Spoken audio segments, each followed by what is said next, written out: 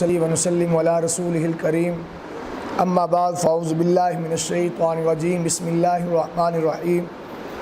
میرے واجب الاحترام عزیز دوستوں، بزرگوں، بھائیوں، آج ربیع الاول کی آمد ہے۔ ربیع الاول کی آج یکم تاریخ ہے۔ ربیع الاول کا مہینہ جب بھی آتا ہے تو ربیع الاول کا مہینہ آتے ہی تمام عالم اسلام کے اندر حضور علیہ السلام کی سیرت و صورت کے تذکرے شروع ہو جاتے ہیں۔ حضور کی ولادت کے تذکرے ہوتے ہیں، حضور کی صورت کی، حضور کی شان کے تذکرے ہوتے ہیں، ہونے بھی چاہیے، لیکن اس سے ہٹ کر کے اگر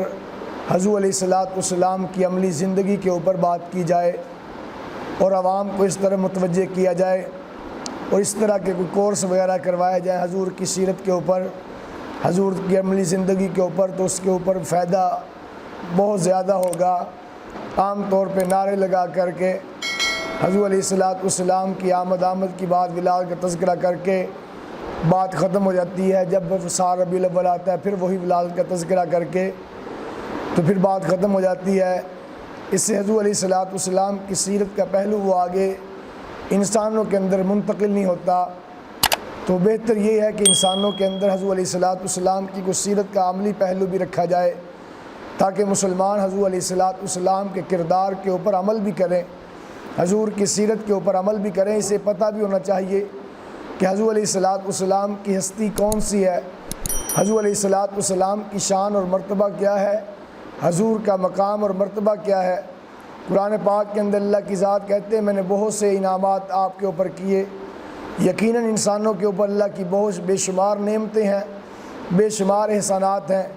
لیکن سب سے بڑا جو انعام جس کو اللہ نے خود کہا میں نے یہ سب سے بڑا انعام کیا، جس کے اوپر آ کے اللہ کی ذات نے کہا لقد من اللہ علی المؤمنین اذ بعث فیہم رسولا، کہ میں نے مسلمانوں کے اوپر، میں نے انسانوں کے اوپر بہت بڑا احسان کیا۔ جو انعامات کیے سب سے بڑی نعمت، احسانات میں سے سب سے عظیم احسان جو کیا وہ احسان وہ یہ کیا کہ ہمارے اندر اللہ کی ذات نے امام الانبیاء، احمد مجتبیٰ، فخر الانبیاء، سرتاج الانبیاء جناب محمد مصطفیٰ صلی اللہ علیہ وسلم وہ ہمارے اندر مبعوث کیے، ہمیں حضور علیہ السلام کا امتی بنا دیا۔ واقعتاً یہ اللہ کا بہت بڑا احسان ہے۔ اس سے پوچھو، اگر انسانوں کو یہ بتایا جائے، انہیں سمجھایا جائے کہ جس وقت میرے نبی نہ آئے تھے اس وقت ان کی حالت کیا تھی، وہ درندوں سے بدتر لوگ تھے، ایک دوسرے کی خون کے پیاسے لوگ تھے، ایک دوسرے کی جان کے دشمن لوگ تھے، چھوٹی چھوٹی بات کے اوپر 80 سال تک لڑنے والے لوگ تھے۔ ایسے وہ لوگ تھے جس وقت اللہ کے نبی صلی اللہ علیہ وسلم دنیا کے اندر مبعوث نہ ہوئے تھے، کوئی پتھر کے سامنے سجدہ کر رہا ہوتا تھا، کسی نے سورج کو اپنا رب بنایا ہوا تھا، کوئی شام آنے تک چاند کا انتظار کرتا تھا، چاند کو رب بنا کے بیٹھا ہوتا تھا، کوئی آگ کے سامنے سر جھکا کے بیٹھا ہوا تھا، کوئی کسی درخت کے سامنے سر جھکا کے بیٹھا ہوتا تھا، کوئی جناب علی کسی کو معبود بنا رہا ہے، کوئی کسی سے منتیں مانگ رہا ہے، کوئی کسی سے مشکلیں حل کروا رہا ہے۔ کسی کا نظریہ کوئی تھا، کسی کا نظریہ کوئی تھا، کوئی بالکل اللہ کے اوپر ایمان لانے والے نہیں تھے، کوئی جناب علی ایسے لوگ تھے کہ جو آخرت کا انکار کر رہے تھے، کچھ لوگ ایسے تھے جو قیامت کا انکار کرتے تھے، اللہ کی ربوبیت کا جس طرح دہری قسم کے لوگ ایسے بھی تھے۔ جس وقت انسانیت کی یہ حالت تھی، اگر باپ فوت ہو جاتا تو بچے اپنی ماں سے کہتے تھے کل تک تو ہماری ماں تھی،